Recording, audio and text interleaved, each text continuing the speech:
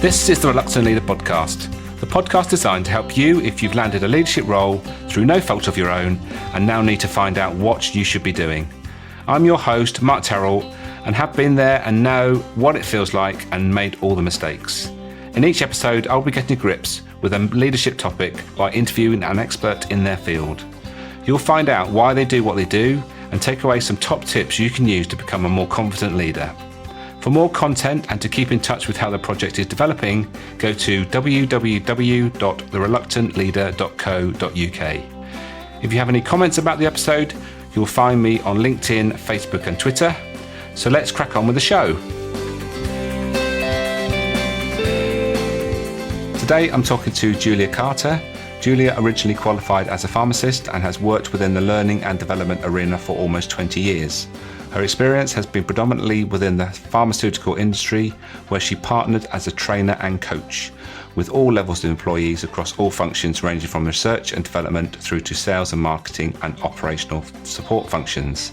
This experience has not only enabled her to understand the intricacies of the pharmaceutical industry, but also to appreciate the challenges that leaders and employees face within such diverse functions. Hope you enjoy this chat we had about virtual teams, and I'll catch you all on the other side.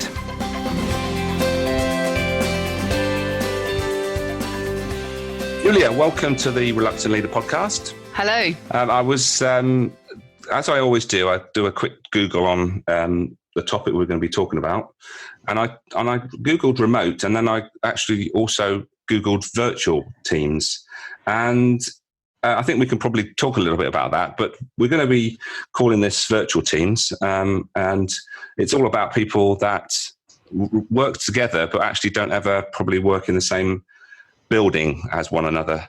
But before we get stuck into all that, I think that we always start with the question, why do you do what you do, and what was the pivotal moment that led you down this path?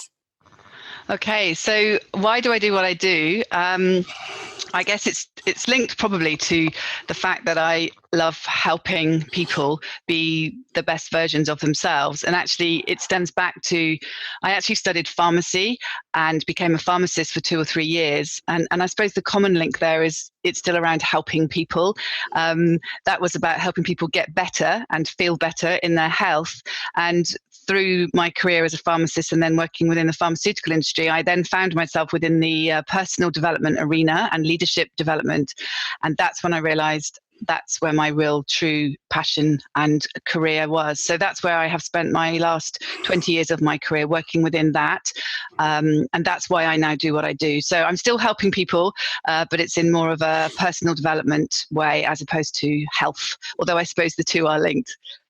Right. Yes. And as we're talking about virtual teams today, when did you start and get particularly into virtual teams? How did that come about?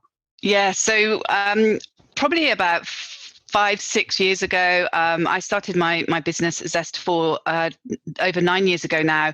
But probably six or so years ago, I noticed more and more of my leaders that I was working with were working with team members who are not located within the same building. A lot of the organizations I work with are global, but it just came to my attention that whilst I was there supporting them with their leadership needs, training them to really upskill in the leadership development area, actually some of the challenges were really the cause of some of their challenges was actually that they weren't sitting in the same room, the same building. They weren't regularly seeing their team members. So that creates a whole nother layer of complication to enable them to really connect with their team members and have a team that's truly operating as a high-performing team, even when they're dotted around the world at different time zones, different locations, different cultures, different languages. So there's a huge complication layered on top of the normal challenges. So that's why I realized that there really was a need for some sort of focus in on leadership of remote teams. Yes, and I think as things develop, it's going to become more and more important as teams develop across the world. I've recently gained a client in Australia, which And it's only possible, obviously, because of the technology we have with the internet and other tools that use the internet to allow that to happen. So I guess that's important. Technology is important in this scenario. Yes, technology plays a key part, and in today's world, it's so important that we embrace the technology that is available to us. One of the key areas I talk about in every single session when I work with remote leaders and remote teams is encouraging them to use their camera, their webcams. It never ceases to amaze me how many people are resistant to using them.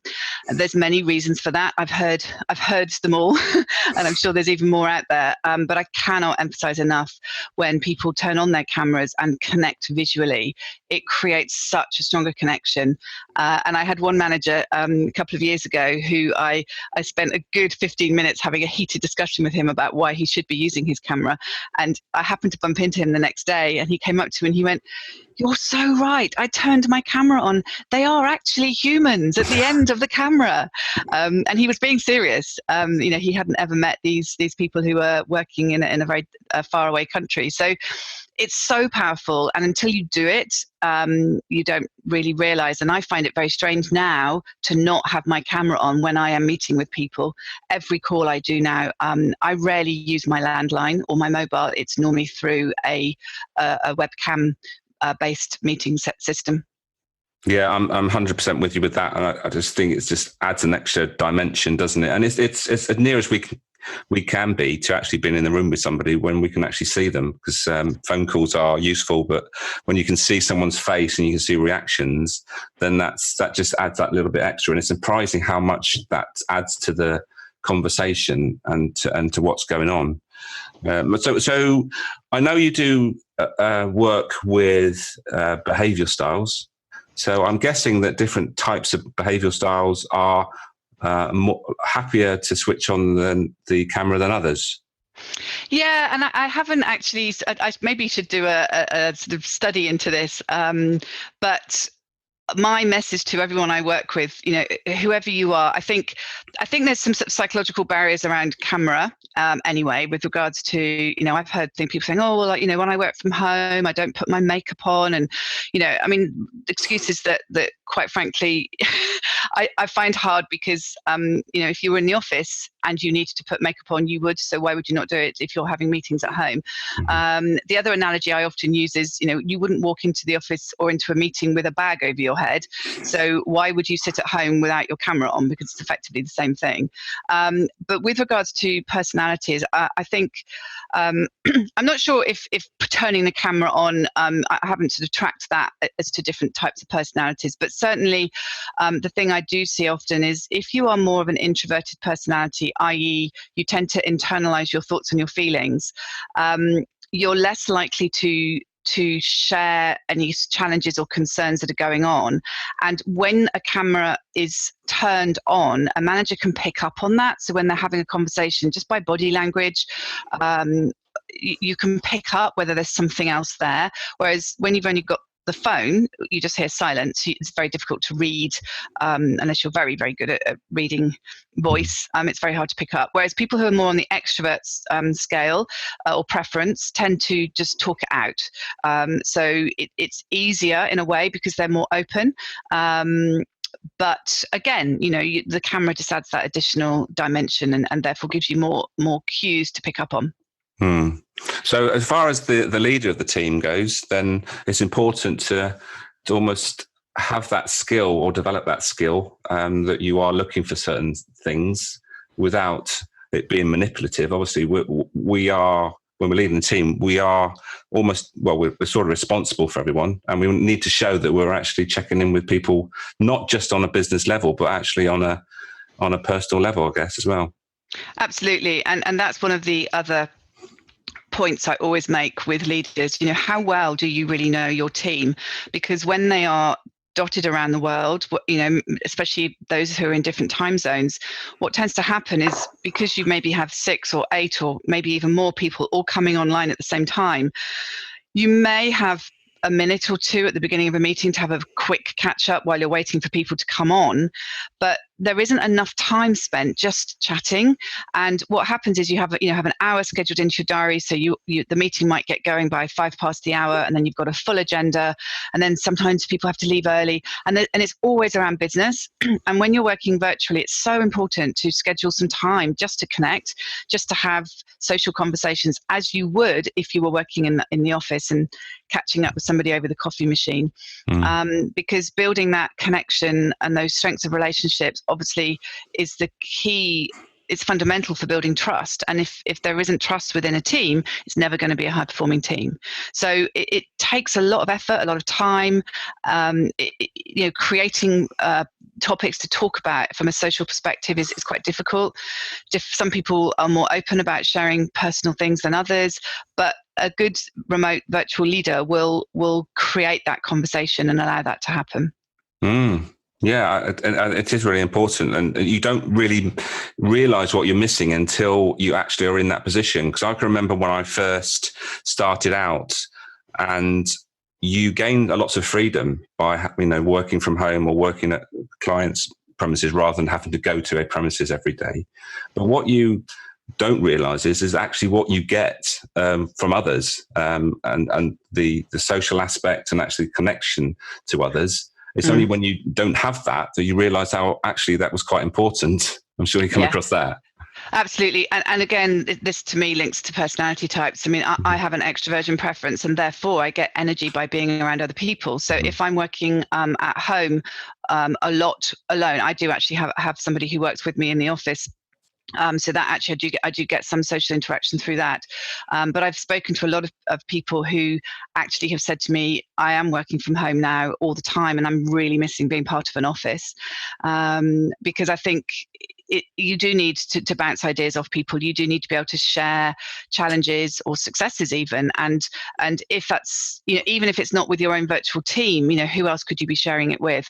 And actually I have had an idea recently of maybe setting up a sort of local virtual working gathering in my hometown, just to see how people, just somewhere to gather, maybe over lunch on a Friday afternoon, just so you can connect and network and engage. And actually I think would be fantastic, because people tend to be very blinkered in their own organizations, and I just thought that would actually be a really nice way of cross-fertilizing and mixing people up and sharing ideas. So that's, watch this space. I haven't had a chance to get around to doing that yet. Yeah, hot off the press. So yes, you've said it now. Yeah. But it is important, and that social connection. Human beings need social connection, and that's why this if you're only connecting socially through business meetings, it can become very, very lonely. Yeah, and you can see how many co-working spaces are popping up all over the place, because obviously there's a need there for people that are either working remotely, virtual, or actually just independently working on their own, and it adds that dimension that they can still be in a place where others are working, and it's that social connection thing that's that they need, and most of us do need that, definitely. Yeah. I mean, I would say there are, certainly people with more of an introversion preference, probably love being at home. But I think even strong introverted preference individuals, after a while, especially it depends on personal circumstances. I suppose I'm a strong extroversion preference, but actually, I have children, I have a husband. My life is pretty full on, so I really enjoy being home alone. So it's about having your needs met, really, and I think that's the thing as a virtual leader, to really get to know your individual team members and understand their unique needs, what their preferences are around communication, how often to be connected with you as the leader, and to really understand what motivates them as well, because we obviously are all motivated by different things as well. So really getting to know your team, your remote team members, really proactively making an effort is so important. Yeah, so if we focus on the leader in this scenario, then where would you tend to start with when somebody comes to you and say, look, I need some help to put something in place so I can manage my virtual team better? Where would you start?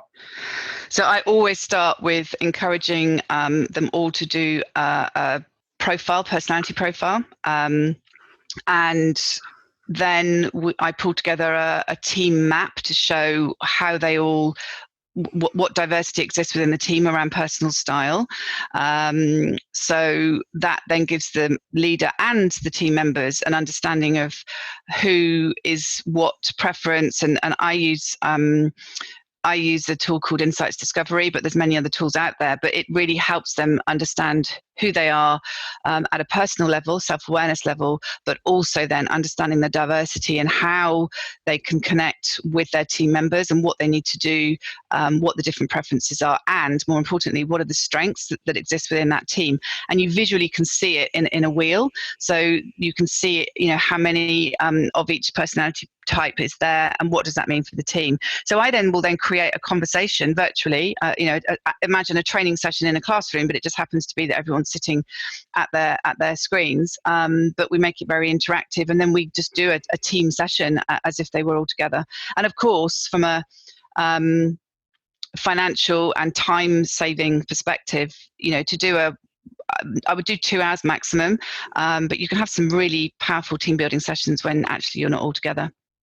Yes, and I've done these sessions as well, and it's just introducing scenarios and getting people to think about how they would deal with something, and comparing how those different people approach that scenario. And you can learn so much, can't you, just by having a conversation and encouraging people just to chip in and give some just give their opinion. Absolutely.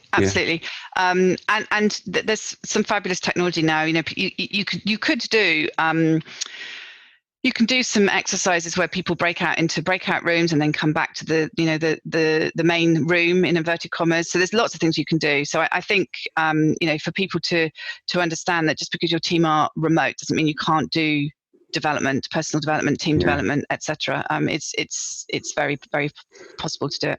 Yes, and Insights is a color model, and I use a similar model as well. And I've seen people using building blocks with different colors, and also badges with different colors on. And I guess there's no reason why you can't use that in a virtual scenario where you can probably put something on the screen which indicates the color preference, maybe.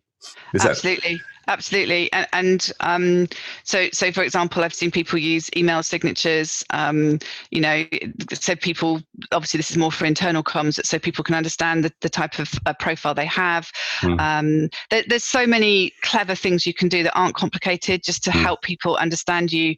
The other thing I talk about a lot is around what is your personal brand. If I was coming to a meeting with you, even though you're within my organization, but I don't know who you are, quite often you find, and it does depend on the organization, but I'll look them up on the internal system and there's not even a photo of them. So not only do I not know what they look like, and they're not using their camera, all I have to go on is a voice. I know nothing about their background. So I talk a lot about, and this is relevant to anybody in today's world, but your personal brand, your online brand, but within organizations, it never ceases to amaze me that people don't have their credentials on show, so that if they're Googled or internally Googled as such within the internal system, that people know who they are and what they've done and where they've come from and what their background is. All of that is really important. Yeah, and I guess it's recognizing people maybe in a different scenario. If you've seen them in a photo or on a video, then if you see them somewhere else, then it's part of the jigsaw puzzle of getting to know somebody, isn't it? And if you've got that visual thing is missing, then it's very difficult to have that, isn't it? Absolutely. Yeah. Although I will say there was one particular man who I was working with, and he said to me that he didn't like to use video because he did a very technical job, and he felt that when he turned the video on, because he was young and he looked young, he lost respect. So that was quite interesting. But again, that can be overcome with many things. But that was an interesting challenge. I thought that's quite interesting, and that sort of unconscious bias that can go on just because you look young, and vice versa. There's also the looking older as well. So that gets thrown at me sometimes, but I still will challenge very strongly. You are who you are, and be authentic and proud of that. Yeah, and I guess that's more of an internal thing, as how they see themselves, isn't it? And it's getting over that as actually not that relevant. Yeah. So that's where you start, and obviously that's a really great place to start. Where do you tend to go from there once you've done that personality styling? Well, it actually depends on the needs of the team. I mean, to me, it's about understanding what are the dynamics, and then once we understand what the dynamics are, let's look at as I would any team development day. But is there a really clear vision of the team? It's almost I almost do an audit first to understand what the team has in place. Is it newly formed or has it been around for a while? So I try and assess where the team is at, and depending on that, I will then bring in. We do a workshop around communication preferences. So what are the sort of rules, again, in inverted commas, around communication? So I'll give you an example of that. Some teams like to use WhatsApp as a social connecting tool. Obviously, not to put any confidential corporate company information within that. But just sharing pictures of whatever, children, animals. Some people don't like that, and that's fine. They don't need to partake, but it is a forum for people to connect and share and feel connected to each other and build personal relationships. We look at sort of behaviors around email. So, the classic, I've seen this quite a lot, is people who are working maybe with the US, and then in fact, a client of mine last week was telling me, she gets up early, she catches up on her emails that have come in overnight, and it's really important that she then does take some time out during the day, because she's back online again sort of 2-3 o'clock onwards, and can be at her desk till midnight working with the US. So if she's not careful, she ends up working almost every single hour she's awake. So having some rules around, if I was to send you an email at 11 o'clock at night, I do not expect you to answer at 11 o'clock at night. It's just that's my preferred working schedule. So having some really open conversations about that is important as well. Yes, that's not something I thought about, actually. Of course, time zones are obviously really important, and having an expectation of when you can expect some reply, and realizing that they are probably asleep or something, or maybe, and giving a reasonable time frame rather than expecting something to come straight back. And that also is about personal style as well. So that needs to be a really strong conversation from the leader about what their expectations are, and so that's quite an important one.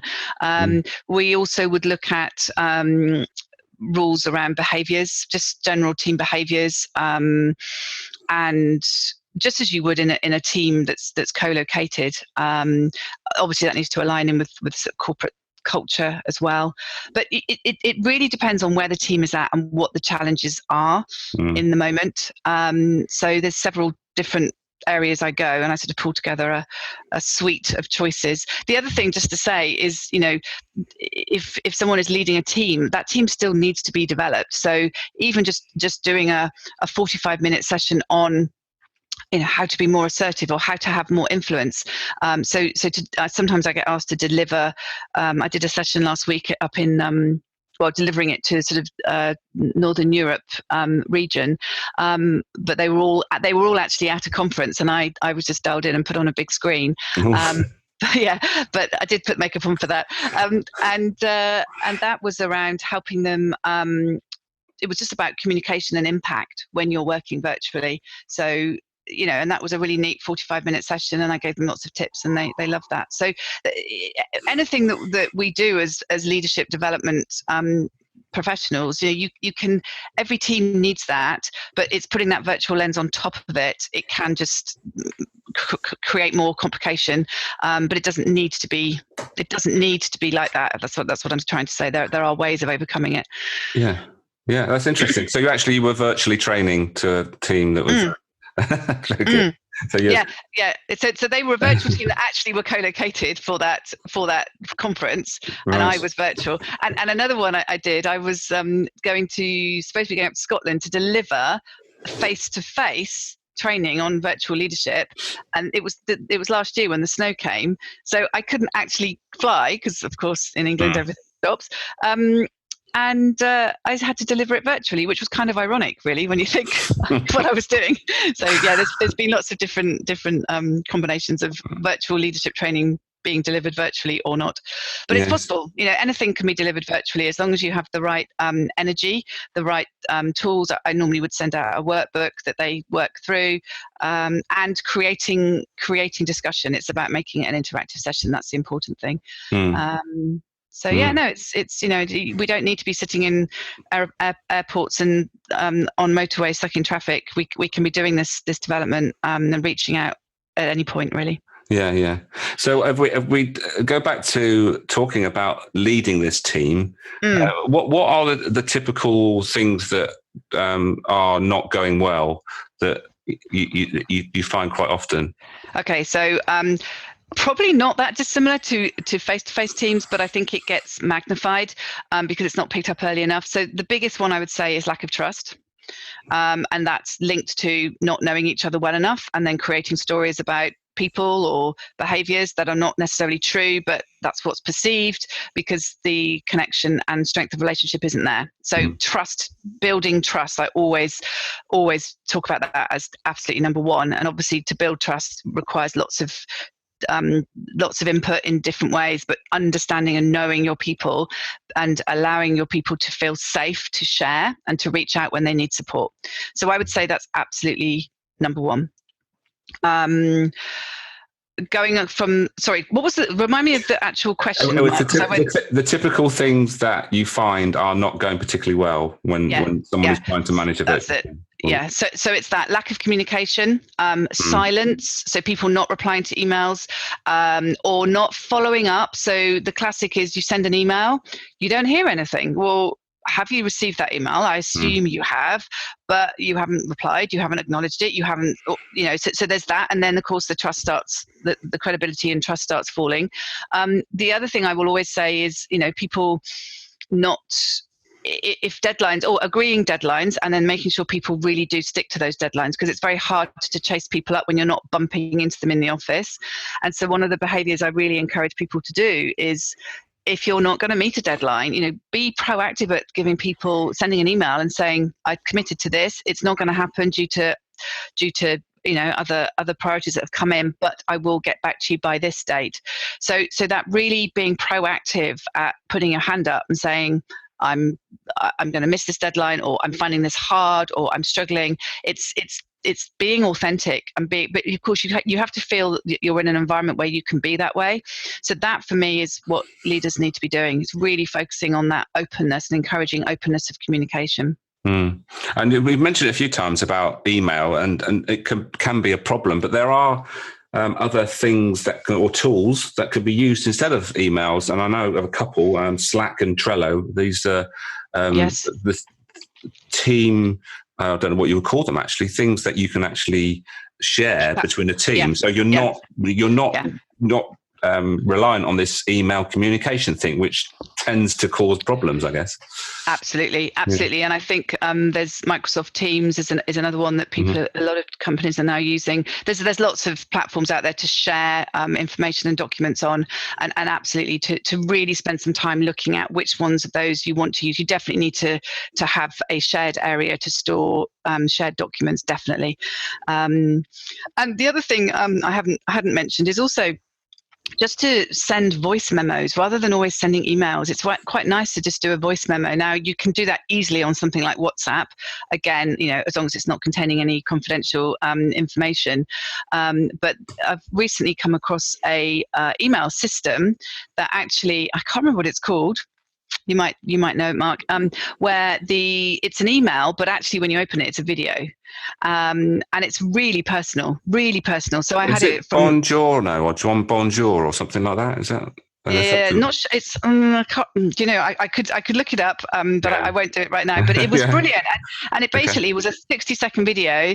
It was somebody, a communications company, interestingly, who'd sent me a proposal, and I hadn't had a chance to reply.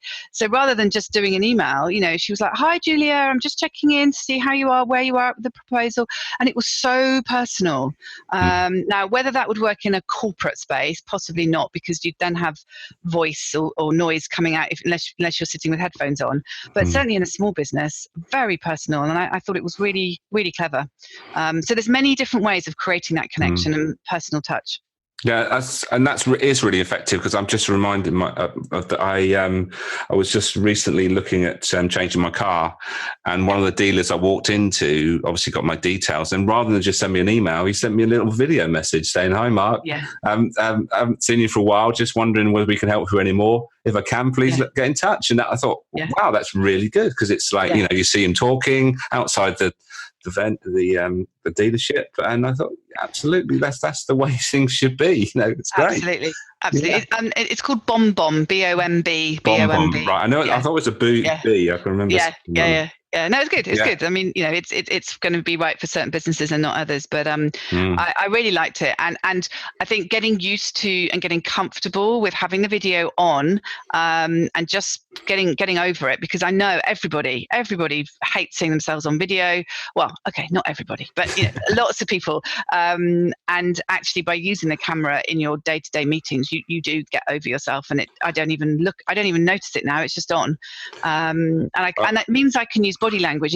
People can see me. You can see my hands moving. I'm quite an expressive person. In fact, I'm sitting here moving them now, and I know you can't see, but you get that energy, and you can get energy through a camera so much more than just voice. And I think it's the same with anything, isn't it? It's that initial, do I want to switch it on or not? And once you do it, and once you do it every time, then you don't even think about it after a while, do you? It's the norm, and you just get on and do it. Yeah. And I would always give people a warning that in my invites, I have I would prefer to meet here, but I will give them an alternative of phone number. If they only use the phone, I will then have that conversation and say, look, I really do love to meet virtually through camera. Next time we speak, it would be great if you could use that. The other thing I have done is if I so a lot of the organizations I work with use Skype, and I was really excited when they moved to Skype from Link, I said they had before, because I thought, Skype, that means video, great. Of course, no, they still carry on just clicking on the phone number rather than the actual video. So what I do now is I turn on my video, even though, and I'll say, look, I'm going to turn my video on. You don't have to turn yours on, but if you have got it there, that would be great, which gives them the opportunity to not turn it on if they don't want to. But 9 times out of 10, they turn it on. Because having me there with just the still picture of them feels kind of weird. So I actually encourage that behavior. I don't make them do it. I would never force someone to do it, but I just set that as an expectation, and it does work. And if I was a leader of a remote team, I would absolutely be setting that as an expectation. Yeah, definitely.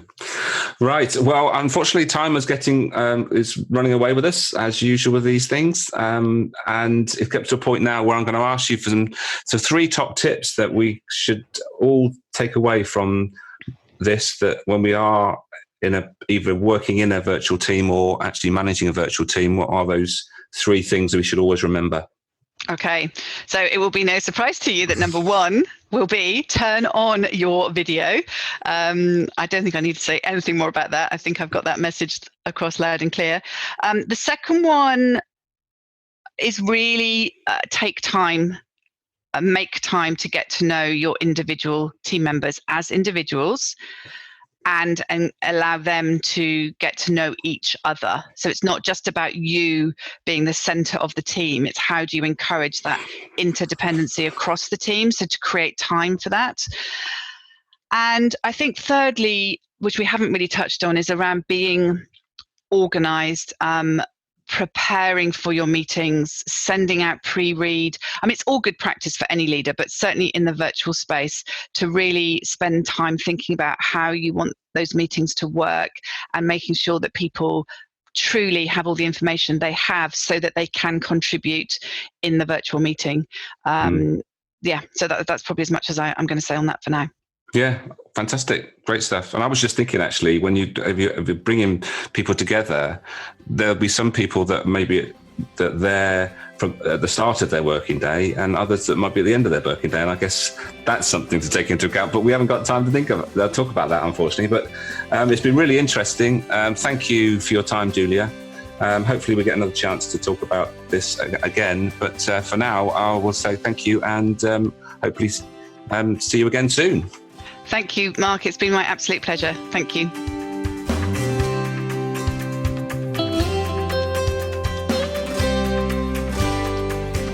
Thank you for listening to this episode. If you enjoyed it, Please take a moment to leave a review. Don't forget to check out the Reluctant Leader project at www.thereluctantleader.co.uk. Make a note to start, stop or continue doing whatever struck a chord in this episode. And until next time, be the best you can be.